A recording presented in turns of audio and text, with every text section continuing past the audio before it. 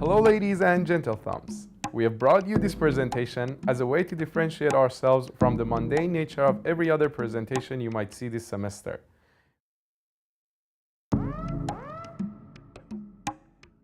As we all know, one of the other groups in our class also chose this topic of discussion. So we hope to enlighten you with new facts about the case. Let our journey begin.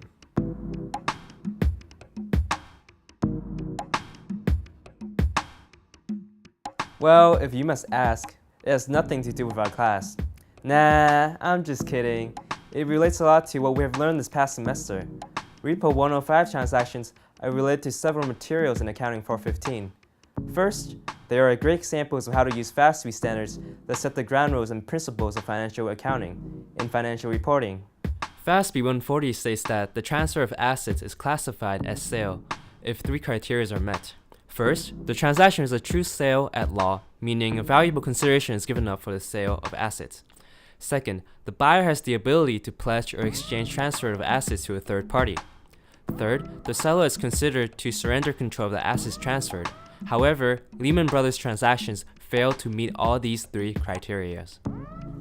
So I was put in charge of talking about how this darn thing works. Thanks, guys. Well, let's get started. First, what is a repo transaction? A repo transaction, otherwise known as a repurchase agreement, is an agreement between two parties, usually banks, where one party gives up securities in exchange for cash with the explicit guarantee to repurchase the securities at a later date, usually with interest. How should they be accounted for? Let's take the banks giving up the securities for an example. Let's say the bank wants to exchange $100 of securities for cash. So the bank will debit cash $100, credit securities $100, create a liability for the repurchase of the securities for $100, and also create a receivable for the securities of $100, since they will get them back at a further date. Note that under this transaction, total assets and total liabilities and owner's equity doesn't change. This transaction merely moves things around and is easily seen on the balance sheet. However, in Lehman's case, they accounted for these transactions differently. Lehman believed that since they were giving 105% worth of securities for cash, hence the name Repo 105, they didn't have to record the liability for the transaction because it constituted a sale. So Lehman's accounting looked something like this. They would debit cash 100, credit securities 105, and take a $5 loss on the sale of securities. They would not disclose their liability that they would have to buy back the securities at a later date. This allowed Lehman to make its balance sheet look healthier than it actually was, because they would have less toxic securities, more cash, and no debt. This accounting is clearly illegal, since a liability existed and Lehman didn't actually sell the securities. Well, that's the best explanation I can do. And if you can't understand it, you should consider dropping this class. Well, now on to you, Alan. Alan. It's your turn, Alan. Oh, hey, guys.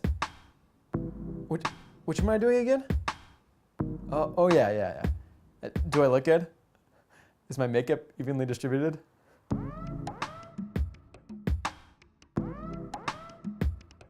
Repo 105 is interesting because the Lehman Brothers used it in the backdrop of the financial crisis to conceal the true nature of its financial health. As we all know, they eventually went into bankruptcy, but it's worth a discussion whether less people would be affected if this practice was exposed. During this period in 2008, fears were looming about the safety of banks, and the reduction in the leverage ratio as a result of this gimmick made a critical difference in persuading investors that it was still safe to lend and invest to the bank.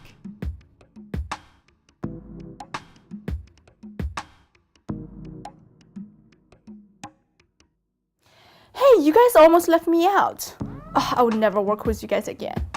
So, to continue on, Lehman Brothers benefited greatly from mastering this technique. In the second quarter of 2008, it used Repo 105 to remove $50 billion off its balance sheet according to the examiner's report.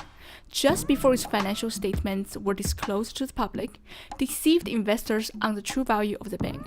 In the meantime, the lack of action by its auditor, Ernst & Young, raises discussion of whether this should count as another failure of auditing firms, and how much damage this practice caused to investors. So, in short, the world sucks and all financial companies are evil. No, that's not true. These things can happen because FASB standards are not foolproof. Companies can slip shady things through cracks, and it can be technically illegal. Well, the FASB is always updating its standards and practice, so let's hope these things never happen again. Yeah, right.